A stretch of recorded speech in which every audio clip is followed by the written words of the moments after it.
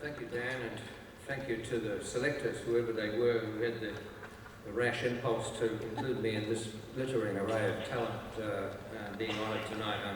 I'm extremely honoured myself for that. I wondered what I was going to say here, and when you begin to cast your mind back to all those years and try to remember things that happened, it turns out, and I know this was the same for a lot of you, it turns out to be a series of little fractured flickers, little images, moments that stay in the mind for one reason or another. My time at the school coincided with the last years of Bill Lang. Now, many of you will remember Bill Lang. For me, he was a frightening figure, the most formidable rector. I don't know why it was, because he wasn't any taller than I am. He was probably a bit wider, but he had this ability to suddenly appear from around the corner when you were doing something you oughtn't to be doing, and I did a fair bit of that in my time here. He was bald on top, and he had a clump of hair on either side, and each clump would fly up and fling behind him, along with his cape, which seemed to float out behind him. His gown, sorry, his cape, his gown. It looked like some sort of latter-day wizard. But he was both forgiving and unforgiving. He was very adept with the cane, as many of you will remember.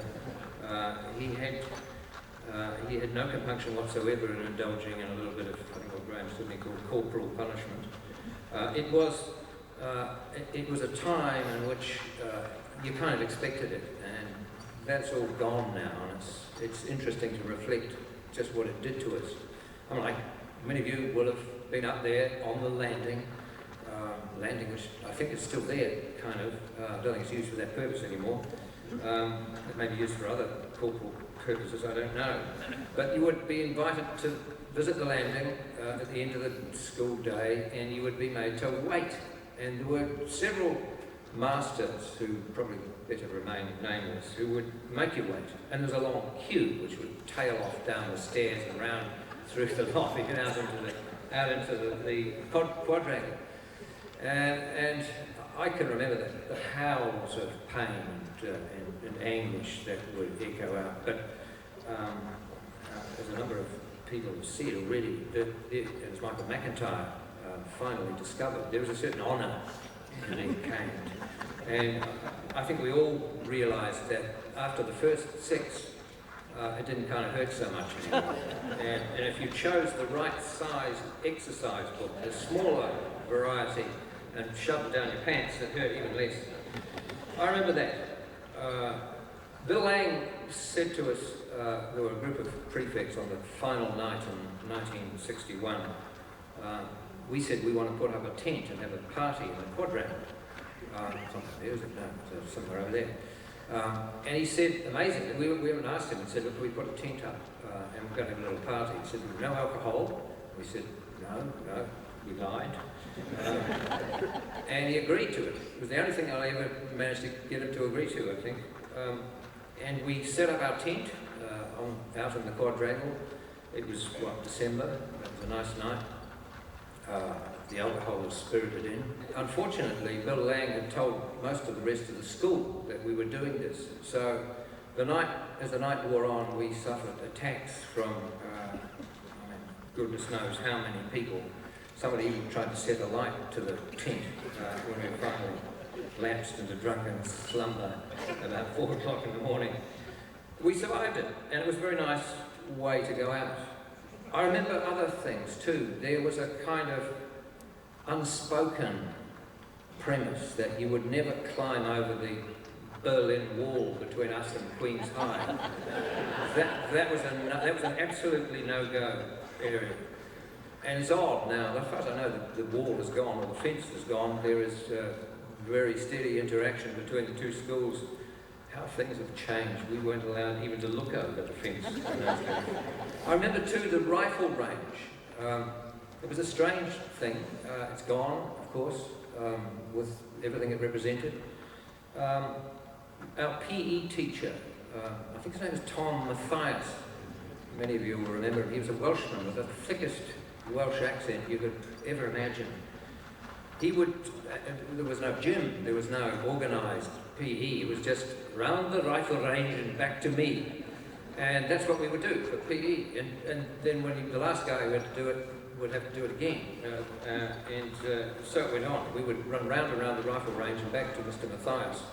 That was our physical education. But it seemed to work. I mean, most of us were fairly fit.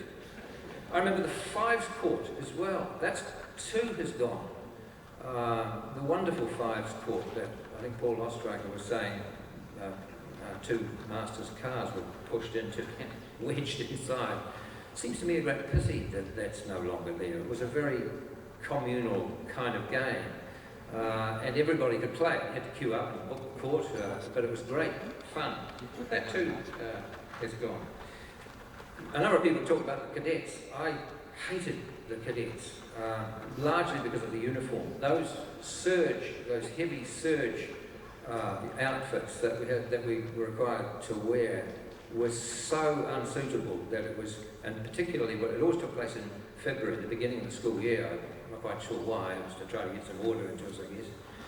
But I discovered, after my skin had worn off right round both thighs, I thought I'm going to solve this problem. So I asked my mother to sew in a nice soft cotton lining into my trousers. Unfortunately, when we went to have showers after this, there were showers somewhere around in the changing rooms, and somebody stole my trousers and left me his, which were far too long and far too wide. It was Peter Williams. I've never forgiven him for that. I remember too, and I know Ian Page is here, and I want to pay a particular tribute to Ian and to Reg Graham. The two of them were real Renaissance men in many respects. They gave balance to the kind of activities that we would indulge in. Both of them were multi-talented. And I have to say, I agree with Graham Sidney's suggestion that the Performing Arts Centre should be named after Reg. It would be a fine thing to do. He won't be able to, obviously, afford the naming rights fee, but somebody might put it up for him. Ian used to take us for singing, and he's the most, as I'm sure you know, he is the most equable man. He never lost his temper. I don't think he ever caned anybody. I certainly don't remember being caned by him. The only time I ever saw him get angry was when we would sing. We sang all sorts of things like Men of Harlech, 40 Years On, Far and Asunder, sort of illogical songs that nobody would ever dream of thinking of singing now. But we also used to sing Waltzing Matilda, and then one of the lines is, "Up came the troopers, 1, 2, 3."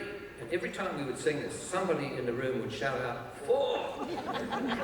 And that was the only thing that ever really riled Ian. The only time I ever saw him lose his temper. Reg Graham, I mentioned, who was a family friend of ours and a family friend of Graham's as well, was a virtuoso, and it was a wonderful experience. He inspired in me a lot of language. Collie Beatson, David Beatson's dad, I'm not sure he's still alive, I don't know. But he had a rigorous approach to grammar and teaching people how to write sentences and to spell properly and to get the taste of language and to string words together. And I feel very grateful to him for that kind of grounding, which I've found very important to life ever since. It gave us a kind of literacy that you might say is a bit hard to find at schools these days. There was a nice balance at the school. It's always been a fiercely egalitarian kind of environment, and I'm delighted to see that that is still being maintained. It's a good school. It's a very proud school, and it has a lot to be proud of. And I hope that all of you who are able to do so will respond to Dan's entreaties here about the need to reduce their debt burden. It would be nice to see that $40,000 a year burden removed and that money being spent on boys. So in conclusion, we'd just like to encourage every one of us who can contribute, no matter how little, to doing that and making King's an even better school than it was. Thank you very much.